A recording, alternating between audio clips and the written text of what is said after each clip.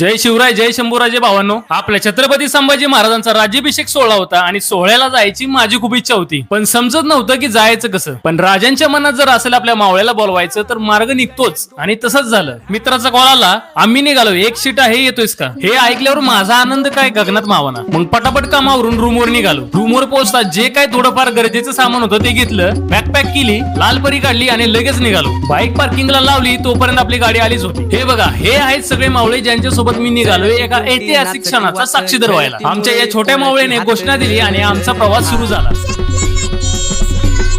जळती दिवशी नाचती वात खेळती मुरळी पोळती हात जागरणाची चंदेरी रात चिमडीला शिरवळ क्रॉस करून थोडं पुढे आलो की हळूहळू अंधार पडायला सुरुवात झाली. अजूनही 3.5 तासाचा प्रवास बाकी होता. आम्ही निघालो होतो भोर मार्गे. बऱ्याच जागी रस्त्याचं काम चालू असल्यामुळे हळूहळू रस्ता मागे टाकत आम्ही निघालो होतो. जसा अंधार पडायला लागला होता हळूहळू थंडी पण वाढायला लागली होती. म्हटलं थोडा चहा पिऊ म्हणजे बरं वाटेल म्हणून एका जागी थांबलो. मग चहा पिला आणि पुन्हा प्रवास चालू केला. जवळपास 10 वाजता आम्ही महाडमध्ये पोहोचलो होतो. गाडीचं सीएनजी पण संपत आला होता म्हणून महाडमध्येच एका पंपावर थांबलो. भूक पण लागली होती, म्हटलं थांबल्यासारखं जेवूनच जाऊ. सगळी पोटभर जेवलो आणि पुन्हा प्रवास चालू केला. आता रायगड थोडाच राहिला होता. मावळे पण दिसायला सुरुवात झाली होती. 11:30च्या आसपास आम्ही गडाच्या पायथ्याला पोहोचलो. गाडी पार्क केली. पायरीचं दर्शन घेऊन आम्ही गड चढायला सुरुवात. केव्हा गडावर पोहोचतोय आणि महाराजांना मुजरा घालतोय असं वाटत होतं. तुम्हाला सांगतो, कितीही वेळा जरी गडावर आलो ना तरी गड चढायची एक्साइटमेंट कधीच कमी होत नाही. हळूहळू महादरवाजा दिसायला लागला होता. आता थोडंच राहिलं होतं. जवळपास आम्ही 1:30 वाजता गड माथ्यावर पोहोचलो. आज अख्खा रायगड मावळेंनी सजला होता. शिरकाई देवीचं दर्शन घेतलं. आता म्हटलं पहिला राजांना मुजरा घालून येऊ. उशीर झाल्यामुळे आम्ही बरेच कार्यक्रम मिस केले होते. दरबारात राज्याभिषेकाची तयारी चालू होती. सगळीजण फक्त सकाळ व्हायची वाट बघत होती. झोपायसाठी काही मावळ्यांनी कॅम्प आणले होते तर काही मावळे रायगडालाच आईची खुशी समजून तिथे झोपी गेले होते. आम्ही पण 2 कॅम्प आणले होते. त्यात काही जण झोपले आणि काही जण बाहेरच. दुसऱ्या दिवशी संभाजी महाराजांचा राज्याभिषेक सोहळा कशा प्रकारे साजरा करण्यात आला हे मी सांगणार आहे तुम्हाला दुसऱ्या पार्ट मध्ये. त्यामुळे तुमच्या भावाला फॉलो नक्की करून ठेवा. धन्यवाद.